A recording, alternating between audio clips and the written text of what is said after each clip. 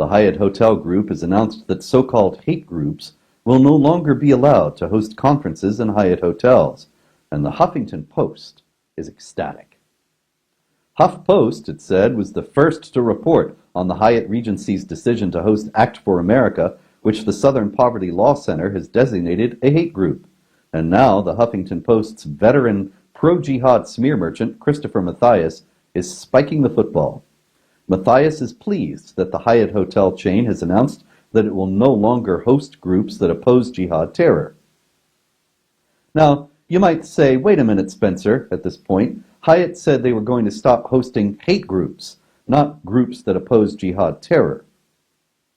Indeed, but why has the Southern Poverty Law Center, the SPLC, designated Act for America, as well as Jihad Watch and other groups that oppose jihad terror, a hate group in the first place?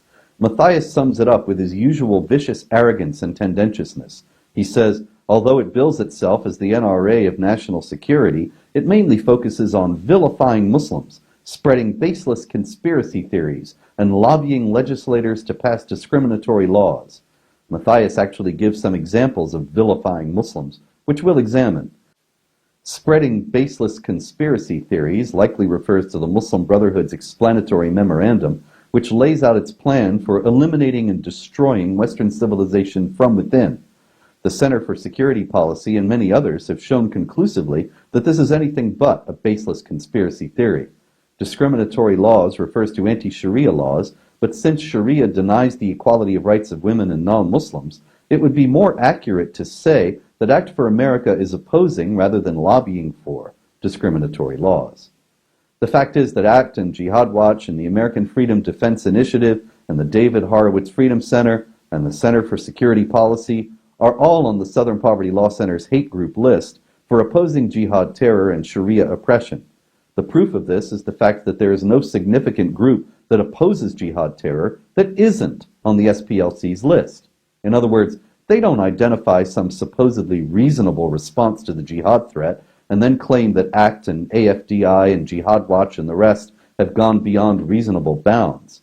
Instead, they stigmatize and demonize anyone and everyone who dares mount the slightest and most tepid opposition to the global jihad as a hate group and is anti-Muslim, another smear. Was it anti-German to oppose the Nazis? And there are, meanwhile, no Islamic jihad groups on the SPLC's hate group list, no terror-tied Islamic charities, nothing. Mathias claims that Brigitte Gabriel, Act for America's founder, has repeatedly made bigoted comments about Muslims. She has stated incorrectly that practicing Muslims who believe in the teachings of the Quran cannot be loyal citizens of the United States of America. Incorrectly, the Imam Mathias assures us, but on what basis he does not say.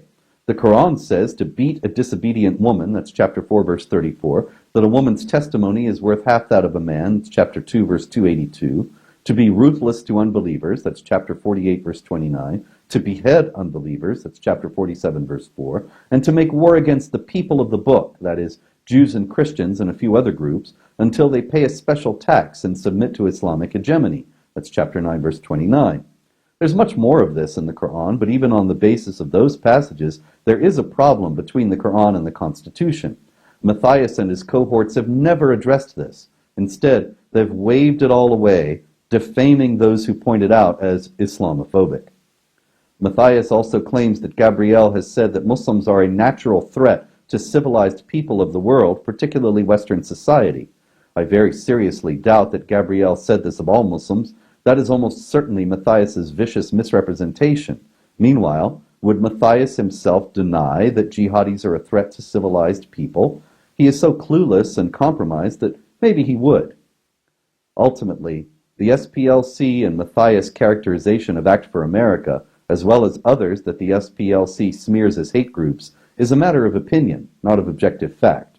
Should Hyatt Hotels or any other business really be denying service to any group based on the judgment of a private organization about that group? The SPLC is anything but an objective or unbiased source. Imagine how Mathias and the HuffPo would howl if the Hyatt chain started refusing to host groups based on the evaluation of, say, the American Freedom Defense Initiative, or the David Horowitz Freedom Center, or Act for America. The willingness of corporations to validate the SPLC and treat it as if it were a reliable arbiter of what constitutes a hate group and what doesn't is short-sighted and unwise, and sets a dangerous precedent. If your group or the favorite charity of Hyatt CEO Mark Hoplamazian ends up on the SPLC's list tomorrow, you'll see what I mean. As an Armenian, Hoplamazian should be ashamed of himself for caving to this pro-jihad intimidation and setting this dangerous precedent, which will lead ultimately to the denial of hotel accommodations to all those whose political opinions are deemed unacceptable. That's the kind of thing that happens in totalitarian states. And thanks to Mark Hoplamazian, Christopher Mathias, the Huffington Post, and above all, the Southern Poverty Law Center, we're well on the way there. I'm sure Hoplamazian and the Hyatt brass will be glad to hear that I will never stay at a Hyatt again as long as this totalitarian policy is in place, and will recommend to everyone I know that they should boycott the Hyatt chain. They don't want people who've been smeared by the SPLC around? That's very easy to arrange. I'm Robert Spencer, Shulman Fellow for the David Horowitz Freedom Center and Director of Jihad Watch. This video has been brought to you by the Center for Security Policy.